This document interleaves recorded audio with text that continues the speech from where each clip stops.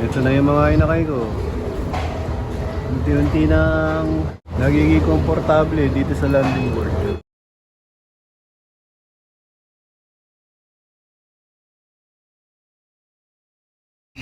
Welcome back mga kalapatids. Maraming salamat sa Kalapatids Breeder and Flyer Mix ni Boss Ronald Gonzales. Bali may mga inakay na nga kami mga kalapatids na ibinaba dito sa Young Bird Loop. Ito na. Ayan na sila. Ito may isang red check. Bali lang ba to? So yun, bali unti-unti ko na rin tinuturuan to mga kalapatids. Hinahayaan ko na silang pumunta dito. Yan. Baga yung iba kusa nang lumilipad dito. Tapos marunong na rin silang pumasok sa trapdoor.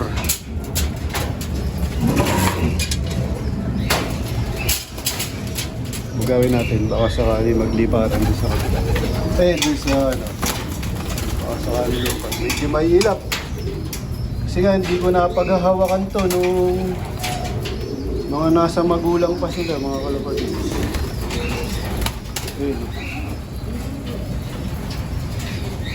Nahayaan ko silang pumunta dyan. Iba ka nakakalipad ng papunta dito. Ano na yan, napakain ko na. Tapos yung mga panlaban ko ang naging problema ko mga kalapatids. Yung mga tinetraining ko, kaya ang ginawa ko, nilagyan ko na lang sila dito ng ano, kanya-kanyang kulungan. Ayan, dito ko sila nilagay. Pinagpares ko sila dito. Yung isa nga ng itlog, ito yung old bird. Ang kapares niya yung checkered. Kaya lang yung checkered, nag-going light. Nagkasakit. Kaya tinanggal na namin dito kasi baka makahawa. Bali ito na lang yung natira, walang kapares. Ano nga to, nangitlog na naman.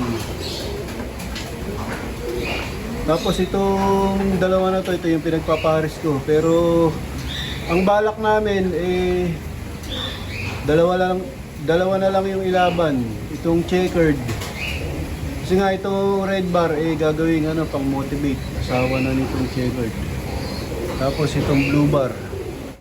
Yun yung ano ilalaban namin. Bali yung umpisa na ng pan race mamaya sa ARPCI. Mamaya ang loading, patulog na. Sunday ang ano bitaw o ang release. Yan, ito na yung ilalaban namin. Itong checkered na barako at saka itong blue bar. Bali, bibigyan ko na naman ng panibagong asawa to.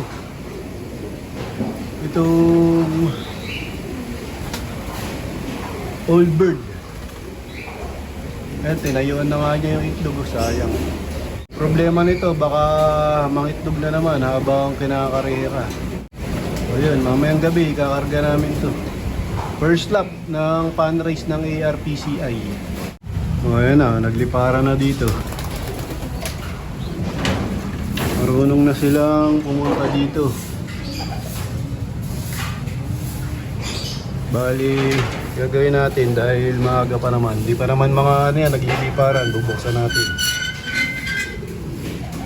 Para makagala sila sa landing board.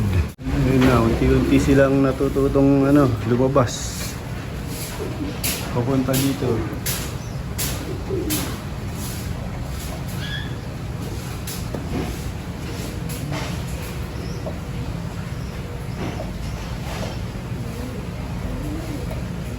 Alang-aloy pa ito isa. Pero isa yan sa mga ano, naunang ibaba o ilagay dito. Ayan, nakalipad na siya dito.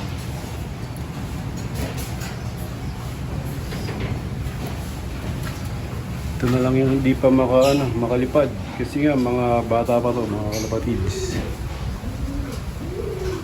Ayan, takot pa silang lumabas sa landing board. Pero ano yan, unti-unting matututunan. Unti-unting lalabas yan. Hindi ko pinapersa mga kalapatids. Mas maganda na yung ano, sila na mismo yung lumabas dun sa landing board. Hindi ko binubugaw kasi nga baka umilap. O yun, meron na isa nag-attempt. Pagka naman yung isang lumabas dyan, ano na yan, sunod-sunod. Nagsusunuran sila. Ayan, katulad na. Di pa naman ano yan, masyadong pipitik. Pagka tatalon-talon na, kung nakita ko ngayon, mga ganyan-ganyan. Iibahin ko na yung oras ng pagpapalabas sa kanila. Gagawin ko ng tanghaling tapat. Pero sa ngayon, tingin ko hindi pa sila lilipad.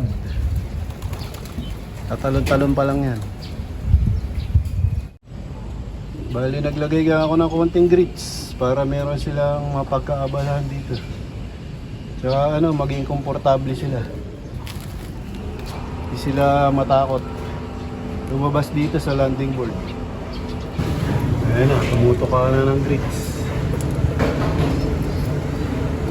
Para may pagkaabalahan sila. Tsaka magiging komportable sila dun sa landing board, hindi sila takot. Tara ko muna to para mamaya doon na sila dadaan sa trapdoor.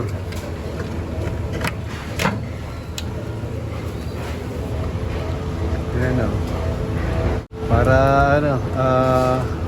di sila lilikot. Nilagyan ko ng grits para yun nga yung pagkaabala nila. Di sila magtatalon o magkakampay ng pakpak. Tatanaw-tanaw na sa taas. Yung iba, maiksi pa yung pakpak niya, hindi pa talaga makakalipad.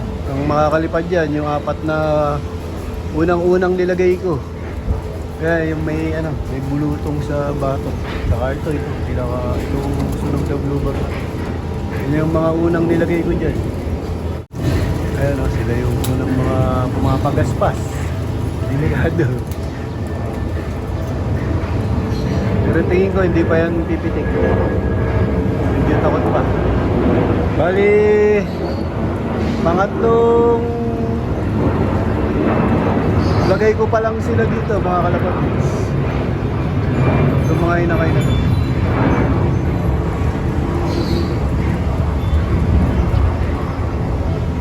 So yun, bali ito pa lang yung mga naibaba namin. Ano nga yan, nasa 46 yung kinuha naming singsing na combine ng MacArthur. Yung iba nandun pa sa mga magulang nila. Tapos dito nga yung ibang mga pang OLR namin, dito ko muna nilagay o dito ko muna pinagulang. Kasi nga naman to, bakante. Pang entry sa Kalapatids OLR, tsaka yung iba dyan nakaabang sa replacement. Yan, dami nga nila mga Kalapatids. Yung iba pwede din i-out doon sa mga naghahanap ng mga breeder. Kasi nga, dami nito. Pang dagdag sa pambili ng vitamins.